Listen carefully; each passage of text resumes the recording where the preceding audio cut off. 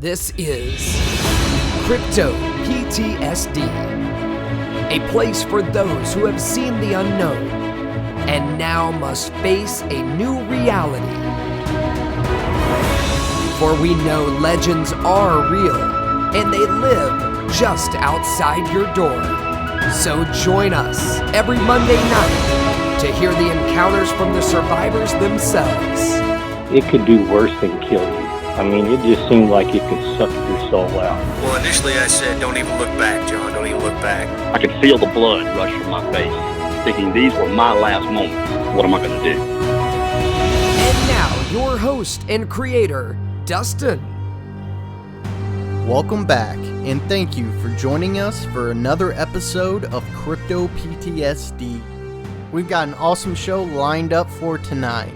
But before we get into that, I'd like to remind everyone that if you haven't joined the Crypto PTSD family yet, hit that subscribe button. I'll send you a notification every week when we upload our new show.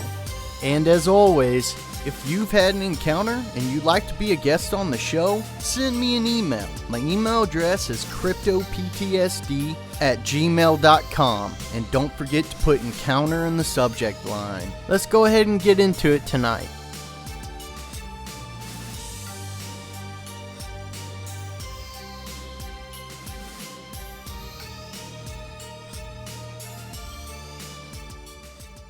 Welcome back, everyone. Tonight is a very special show. I am humbled and honored to be able to bring this story to my listeners. Tonight is special because we're going to be having Tim and other members of his family on tonight, but it wasn't Tim that reached out to me. His son Reagan sent me an email and basically just said, my father has had encounters with these creatures and I don't think my dad's got much time left, and I think it's important to get these stories out there. And so I could feel the urgency in the email. So I called and I'd spoken to Tim the first time. I didn't record it. I wish I would have. So I'm going to fill everyone in on a little bit of what went on in that conversation before we get into tonight's show. Tim was a game warden or a forestry agent for a number of years. I believe he was a game warden, and he had several experiences with these creatures that very close. He walked up on one sleeping one time. He's just got some awesome stuff. But the best thing about tonight's encounters is it's this whole family. Tim, he's very matter of fact, and it's hard not to believe what he says. You know, it either happened or it didn't. And I believe every word that this family is telling me. And I think you guys out there listening will too, because they're just very good, down-to-earth people. And you can tell they would not make up stories like this. But Tim, because of his age, he's kind of hard to hear. And he talks real slow, and so I'm going to have to turn up the volume for everyone. That way we can hear it. And the second thing, normally I like to edit my shows and like to have them sound very clean, and I try to cut out all the background noise that I can. However, tonight, there are several points when other family members are talking to Tim, and they're either reminding him of details he forgot or reminding him of other encounters for him to talk about. And so I'm going to leave all that in there because I think that just lends credibility to the story. Before we get into it tonight, I would like to thank Tim and Reagan and the whole family. Thank you for allowing me to tell this story. Like I said, I am honored that Reagan came to me with this and wanted me to share his father's story. So, thank you very much to the whole family. Let's go ahead and bring on our guest tonight. Tonight, I'd like to welcome Tim onto the show. Tim, thanks for coming on. Glad to be here. Tim, why don't you tell us a little bit about where you're from? And you can be as specific or as vague as you want to be. Southeastern Kentucky, Harlan County. Tim, why don't you tell us what you knew about Bigfoot growing up? Never heard any stories. Never knew any such till I was about 14, maybe 15 years old. I think more or less 14. I saw one. All right, Tim. Well, let's go ahead and get started tonight. Just start from the beginning, take us all the way through, and I'll let you get done telling each encounter, and then I'll stop you and we'll go back and I'll ask you a few questions and then we'll move on. But Tim, go ahead and take it away tonight. Okay, I was about 15 years old and I was been in the woods most of that 14 years. And I like to squirrel hunt. And I went squirrel hunting one day, and where I was at, there was an old chestnut tree below down there. I left a big stump, and it was hollow, and it had a split in the front of it that I could turn sideways and get in that stump and sit down and watch the trees there where it was, hickory trees and what have you. And I was just sitting there and caught something out of the corner of my eye. And there came one walking by. He was maybe 20 feet, if that far. He was just walking along, swinging his arms. He looked like he had shed winter hair, and what hair he did have was black. And you could see his skin. The skin was gray, and he had huge legs, huge thigh muscles and calf muscles in his back and arms. Now, he wasn't 10 or 12 feet tall. This one, I don't know if he reached 6'6" or not, but he was huge. He didn't have much of a neck. He looked around as he walked, and he had to swivel at his waist. Couldn't turn his head all the way around. Short neck, and he just walked on by. He didn't stop, didn't look, anything. He was determined to go up the side of that ridge. And he went up through there, and the bushes were growing up on that ridge. And he was just pushing on the side as he walked with his arms, like he was swimming through them. It was real steep, and he kept the same pace going right up the side of that ridge. He never slowed down. He never slid or anything. He just went on up and went over the other side. And he went over the other side, and I gave him 20 seconds or so, and I went the other way. That was about it. I never did tell anybody about it because before that, I had found some bear tracks. And I had told some people there's no bears in our country. And I told some people, I said, I found them. They hoo-hooed me, and they wouldn't even go look at them. So I decided to keep my mouth shut. Well, that was about it on the first encounter. Tim, is it okay if I ask you a couple questions and then we'll move on? Sure. What was the shape to its head? Kind of a bullet shape, I guess, you might say. It was flat. The back of his head was flat.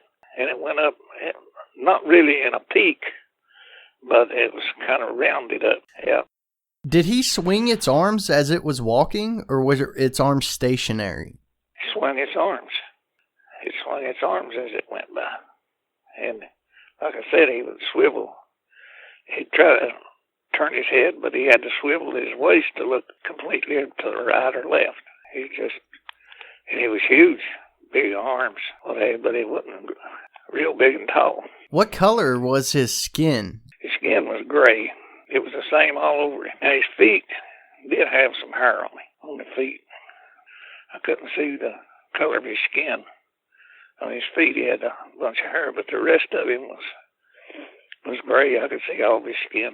About how long was his hair?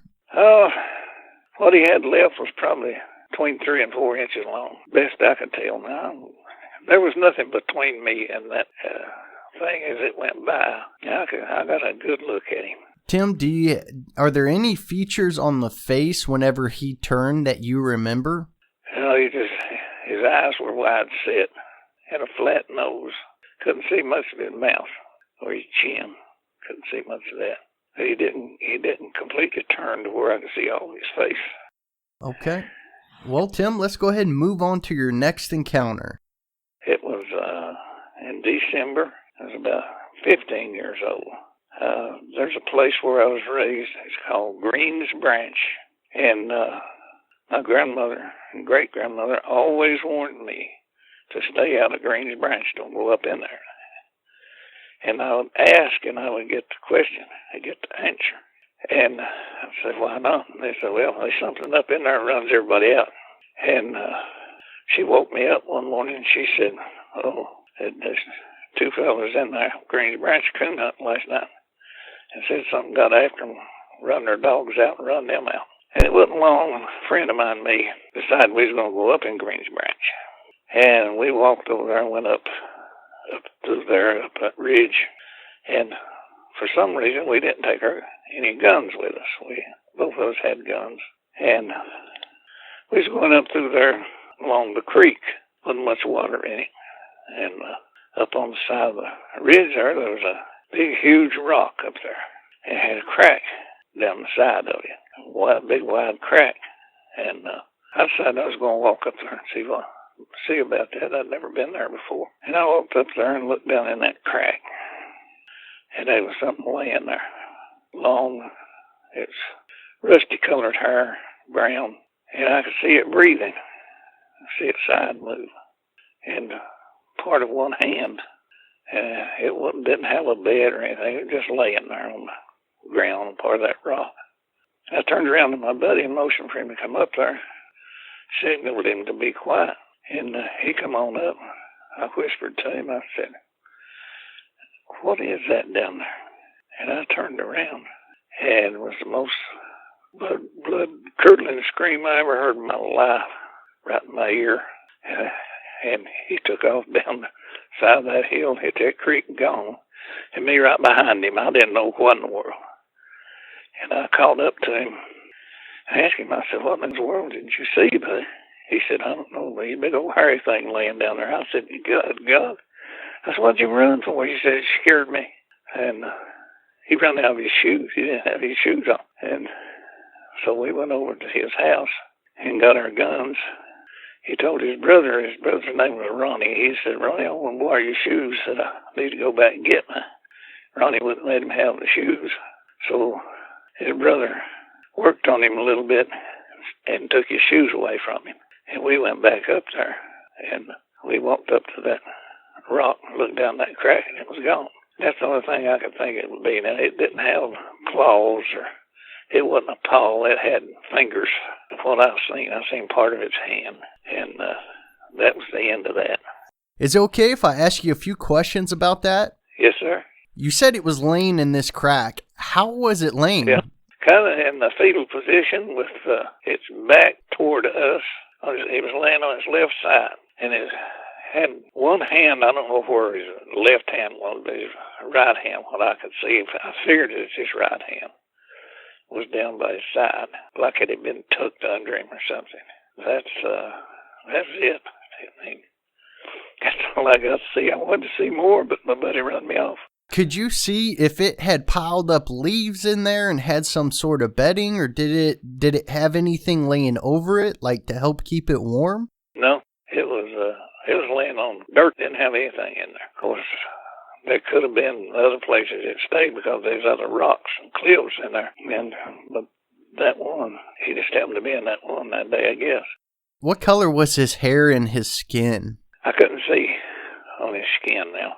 He was hairy. It was a rusty color rusty brown, and it wasn't all splotchy. It was all about the same color. He wasn't, well, from what I could see, it was all the same color.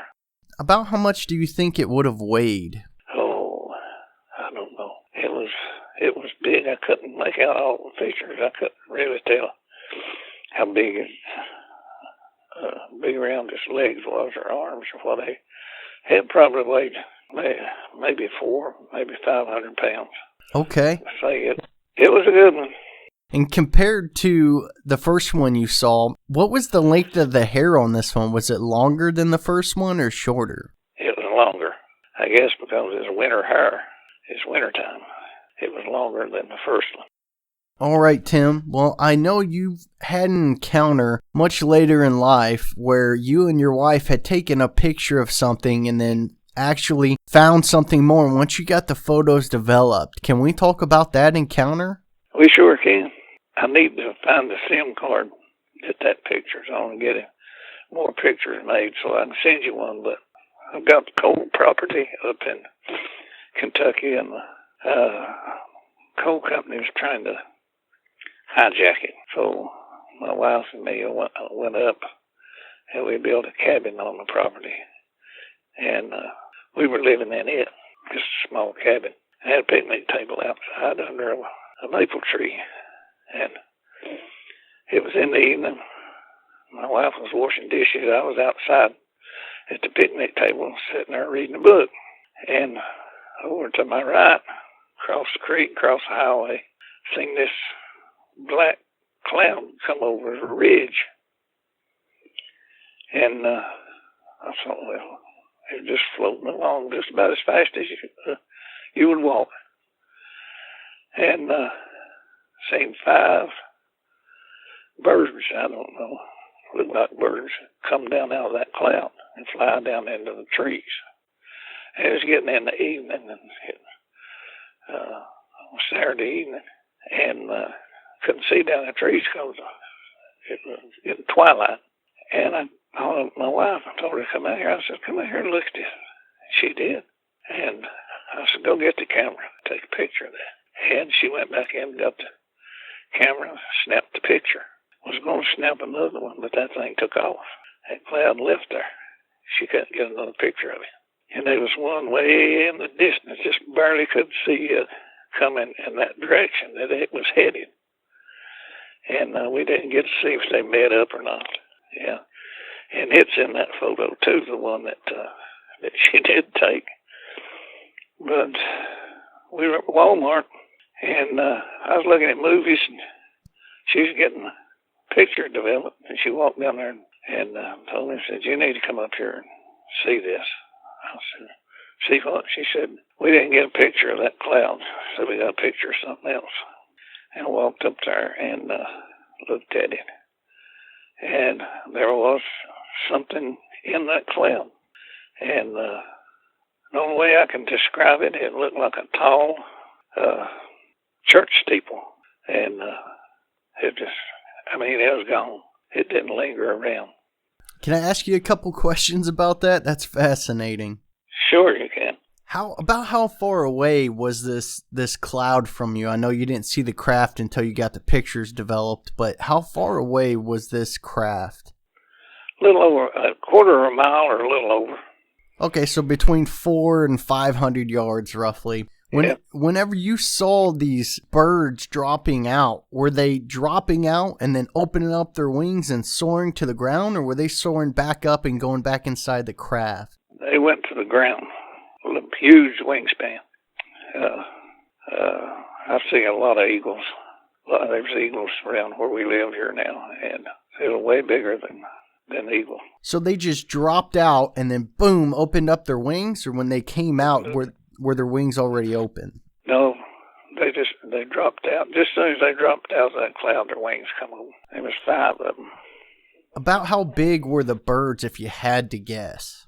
I don't know, maybe 12, 14-foot wingspan, and I'm looking at the distance, the bird itself had to be 6 to 8 feet long or longer, and they just sailed down in, soared right down into the trees best I could see. And as a fellow seen something above where we lived, he was junking out a closed down coal mine, and he said, we was talking about that, and he said, I was going up to the mine the other day, and said there was a big bird come up out of a creek, and it went right on up the hollow. But he said it had its wings spread, but said it didn't flap its wings. He said it just like it sailed off up the creek out of sight. So I don't know if that was one of them or not. Really don't care, because it didn't bother me. Tim, I think I can hear your wife back there. Is there a way I could talk to her for a couple minutes? Well, yeah. You gotta watch out now. She's kind of windy. Okay, yeah, I'll watch out. Hello. Hello, my name's Dustin. What's your name? Loretta. Loretta, it's nice to talk to you. Is it okay if I record our conversation and I get your take on all this and put it on my podcast? Yeah, Tim, he's wanting to put this on his podcast. It's okay with you, isn't it? Well, yeah, I don't Yeah. care. We've talked to quite a few people, and some of them, people don't want to talk about certain things. Yes, ma'am. Because they think that those people will think, boy, you're just crazy. Tim's seen things, and our son John has, but where I come from and where I go, people just learns to beware. Yeah, I know it. Is it okay if we talk about that encounter that me and Tim were just talking about the cloud, and he called you out and you took a photo and got it developed? Can you tell me your side of that whole story? Okay, I did, and it's just a little old brown cloud, but it's slowly moving. Well, black cloud. Slowly moving towards us up there where we lived, and I told Tim asked me, he said, what is that? And I told him, I don't know. And he said to get the camera, so I did. Went out and took the picture. No black cloud. It was gone. I couldn't take a second picture. It's gone. But my camera was flash, one of them, so that light, they must have seen it. And the picture I developed, I was shocked at what I saw. I was expecting to not see anything but that little old dark cloud. And I've got pictures. I've gave pictures, copies of them to a lot of other people up there that what we seen. And I've got copies of it somewhere. We've had to move everything here. And we can't find nothing. They've to keep flooding out of this basement, they've had to do all the way around this wall inside. So everything's been moved, but maybe if I can find them, we could get your address later, and I'll send you a copy of what I took. I would love that if you could find that. And when we get done here, I'll give you guys my address and my phone number. That way we can stay in contact. But for right now, okay. Is it okay if I ask you a couple questions about that encounter? Sure, go ahead. Did you see anything drop out of the cloud? Now, I didn't. Tim's the one that saw the 5 like blackbirds drop out, and we're up in the mountains is where we were at in Harlan County. And it dropped down on the other side of the road and the hollow there down in. And then there was the gentleman that was a guard. That gentleman was a guard up there at that, up there at a coal mine that we were up there about. And Tim explained to him something about that, and he said, he's seen, and it's right over in towards the creek, wasn't it, Tim? That he seen, and that thing went up the hill, never flapped a wing or nothing. So that tells me they had some kind of little motor, something to it. Yes, ma'am. It would definitely seem that way. If you ever go to Harlan County and you go to Passport, if you mention my name and Tim's name, they'll tell you look out. Well, I'll tell you this. If you ever come to my neck of the woods and you mention my name, they'll tell you the same thing. Yeah. If you don't defend what's yours, you're not much in this world.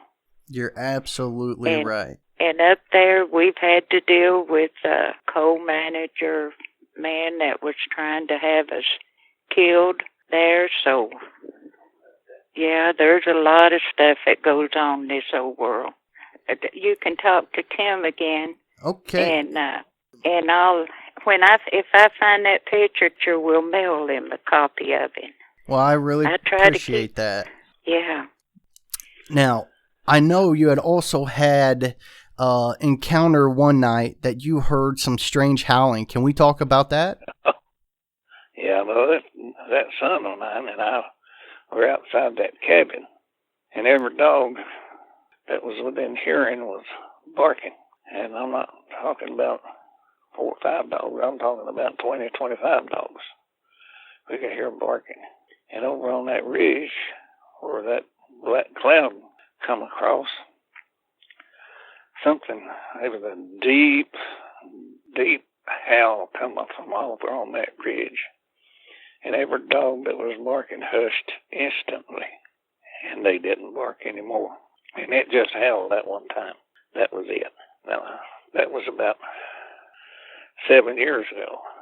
And the only other thing I can say is, a friend of mine, we had a place we burned up on the property, and he took a mattress and box spring up there to burn. And we was back up there later, and the springs were bent in half. And something like stood on it and pulled and bent it up. And down under that, it had rained a few days before. And there's the biggest dog track I ever seen. And there was one somewhat smaller with it, but I couldn't cover it with my hand. I couldn't cover that track with my hand. And it wasn't like it was real muddy and something stepped there and looked bigger than what it really was. But this one, it was almost solid there where it stepped, and I couldn't cover that thing with my hand. And as far as we can tell, it was two-legged. So you didn't see the back legs stepping on the same track, okay. Yeah, no, it was upright. So what was Had to be. what was the unique detail about the howl that alarmed you to that's not normal? Well, it was a deep guttural howl. It was, to tell you the truth, it was spooky, man. I hadn't heard anything like that up until then, and nothing since. I've been in the jungles with tigers. And I heard him playing down with the tiger. He didn't have nothing on that, whatever that was. Tim, can you ask your son if it's okay if you tell me the encounter he had, and if it's not, that's fine. We'll move on. Can I tell him what you think? Yeah, he said, yeah, I can tell you. Okay. We lived in a place down below where we lived, off the side of the road. It was an illegal dump, and people dumped there, had been for years. And there was snow on the ground, and he had a .22 rifle, and he walked down through there, had his gun, and he heard something in that dump, and he walked down there and just kind of peeped over to see what it was, and it was, I guess, Bigfoot. It was squatted down, picking up old rusty cans, and inspecting them. And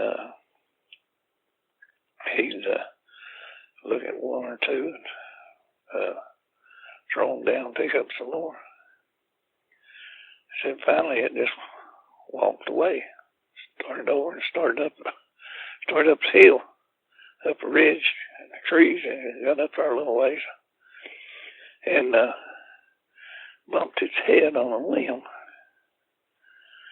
And it backed up, reached up and got a hold of the limb and broke it out of the tree,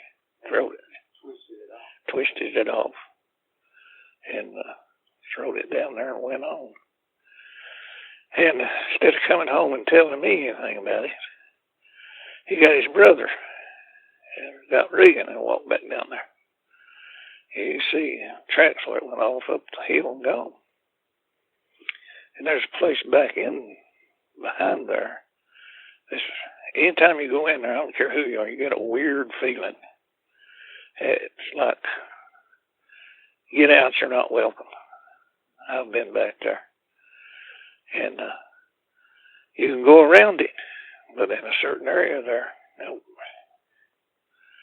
You get that feeling. You're not supposed to be there. Do you know about how tall this creature was and what color of hair it had? How tall was it, John? About 8 foot tall. About 8 foot, he'd say. And what color was it? Pardon? What color was it? Gray and white, he says. He's barking at Regan. Oh. And Gray and white. That's very interesting because I've had someone else on my show that almost had the same thing happen, except it was going through his tackle box and it didn't know they were there, and it stood up because the mules were throwing a fit, and it walked over to those mules and it bumped its head on a limb, and it reached up and smacked that limb down and snapped it and threw it to the ground. So that's very interesting. Yeah, that's what he said happened to this one. He said he twisted it off. He didn't reach up and break it, so he grabbed it and twisted it off. He's a pretty good sized limb. Well, Tim, are there any other encounters that you know of that you'd like to share with me tonight? Well, I don't know. I've seen things, and well, they like to say, woods has been my life, mainly. At woods and streams and lakes. And just, I don't know. I've got friends that's got some weird things. That what? Oh, that hunting trip we went on this past fall. Cold, real cold. And I didn't want to sleep in a tent on an air mattress. It's too hard to get up on. I'm old, I'm getting older and stiff and what have you, so I slept in the truck. I let the seat back on the driver's side. Tried to get John to sleep inside with me. No, he had to sleep in a tent. And I said, well, just in case, I said, I won't lock the truck. So if you need to get in on the driver's side where your tent's at. He said, okay. And the alarm on the truck wasn't set or anything. Later in the night, something bumped the truck, bumped it hard enough. It woke me up. I was asleep and it woke me up. And he was over in the tent. He said he heard it walking, coming up, like it was running up through the weeds and gravel, and got between the truck and the tent. And said he hollered at it, told him better get the heck out of there. And it left. And I looked on the truck the next morning, and there wasn't. I couldn't see where it just put a hand or anything, but I had one bump my truck before. I was camped out. I was trucked out. When I was up there and guarding my coal property, had something bump my truck one night. It just bumped it. Whatever it was, come up on us this past fall, November. Yeah, we heard coyotes, what have you, and they hushed when this thing, whatever it was, whenever it come around. I got no idea. Was that in the same area? No. This is down in Tennessee. Way back. Only thing you could hear was, couldn't hear any automobiles or anything. You hear a plane fly over it, about it. We were way back there. Nobody living in there for miles and miles. There's thousands upon thousands of acres in there with no human beings in it. Tim, can I ask you, what do you think these creatures are? Well, I don't know. I really don't know. I've seen a few shows on TV and whatever, and they say this and that and what have you. All I know about them is what I've seen, and I really don't know that I've heard of Bigfoot. I don't know what that was. It howled that night. It better let me alone, whatever it is. That's all I don't know. We got them around the house here where we live right now. We found their footprint in the garden. My wife measured it 16 inches long. Twice we found that. My German Shepherd was aggravating something up there on the hill on the edge of the woods one night, and whatever it was pretty smart because it kept a pear tree between me and it, and I couldn't get up past that pear tree enough to get a light on him. My dog was jumping at it, growling, and evidently it's just walking along the way it seemed, and it walked off in the bushes behind a big oak tree, and that dog went around the oak tree and started on up in the woods where it was going, and I called him back. I wouldn't let him go. I was afraid he'd kill him. I didn't know what it was. The kids just seemed there looking in the windows at them when they were little bitty things, 2 and 3 and 4 years old, scratching on the windows, slapping the house, slapping the my son's workshop, rattling the tools on the wall.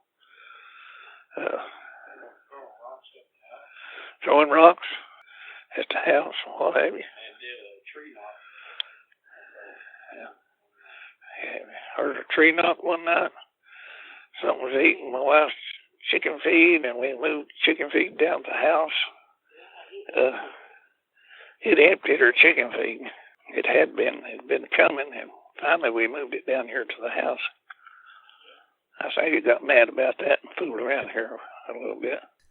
And I know that there's something around. You can't tell me there's not, because I've seen it. Oh, I think I told you this when the young lady come and babysit and give us a break every now and then, watching the kids during the summer. And she'd heard Regan and me talking about Bigfoot and whatever. She's laughing, no such thing, poo, poo, poo, like everybody does. And they was, kids were playing on a trampoline, having a good time, laughing, going on. And she was sitting there in a chair, and she happened to look up on the hill, and the trees up there, and they're sitting on a log, watching down that way. And we get this faint, sometimes it's a faint odor, sometimes it's pretty rank. We get this odor around the house at night. You don't get it in daytime now, you get it at night. It's not a skunk. This is one of the skunkiest places in the world, and there's a big difference between that odor and a skunk. We get skunk sure all the time. Matter of fact, our dogs get in them every now and then. But there's something here scratching on the window. Now, it's bothered Regan enough, he changed the bedrooms with his son. He put him over in another bedroom. Him and his wife moved into the sun. And we got out corner lights on the house all the way around. And that don't seem to, it seems to kind of hold it at bay, but not always. You'll walk between the lights. Whenever the babysitter was watching the kids jump on the trampoline, was it the smell that alarmed her, or what happened? No, she was just looking around, looked up on the hill, seen something up there, and that was it. And she's not been back since, or won't come back. And we're putting siding on the house. Regan's putting new siding on his house. Had a ladder up out here, and there was a window to where he moved his son over into that bedroom. Well, there's a ladder standing outside there, leaned up against the house. And the Lord hurry, as they say, something got up on that ladder and fell. Brought the ladder down with it. It had to be heavy because it marked the side. The ladder did. Maybe they climb ladders, I don't know. The only thing I think it could be is that thing, because the neighborhood is all older people here. Nobody what you call real close. And it don't seem for, we wasn't living here alone. And two German shepherds down here in the basement, they barked. And they were barking at something and backing up across the room and looking at the window. And there had to be something there. It scared them, scared the dogs. So there's something here. I would agree with you. Okay, I got one more thing about this place right here. Regan, he deer hunts. He's got a crossbow. He's got out here, and he lost a couple of crossbow bolts. A friend of his lost 3 of them. 3, and that was 5 crossbow bolts, and we couldn't find them anywhere. And all of a sudden, they showed up. Now, nobody here in the daytime looking, and what could find them in the dark? I forget where it laid them. Where did it lay them? Laid them on a log on the edge of the woods up there. Did it break them? Did it mess with the tips? Did it do anything to them? No, not a thing. They had practice points on them, and they just lay in them line. And it looked like one night they had wrestled in my garden, had mashed everything flat. Even the squash vines was mashed flat. And that's hard to do. I can't step on one mash it flat. Were they eating them, or did it look like they were just set out to destroy the garden? Just to destroy destroy it or just having a ball and playing and wrestling. That's what it looked like. That's about the time we found one of those footprints. It's just weird. Definitely. When you live on a property like this, there are just so many little things that happen over time. And once you start to put it all together, you start to realize there's something going on here. Yeah. I told you about shining light on that and it hollering at me, didn't I?